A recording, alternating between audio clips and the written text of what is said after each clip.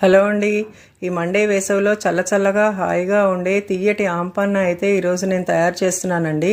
నేనైతే ఇలా తయారు చేస్తాను. మీరు ఎలా చేస్తారో నాకు కామెంట్ చేసి చెప్పండి.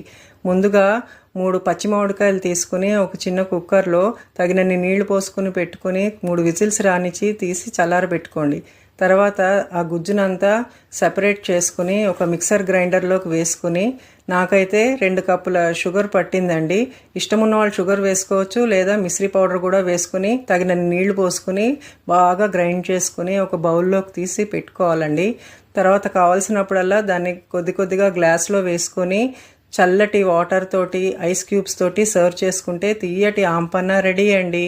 దీన్ని చాలా రిఫ్రెషింగ్, ఈ సమ్మర్ రిఫ్రెషింగ్ డ్రింక్గా చెప్పుకోవచ్చు. Please like, share and subscribe my channel.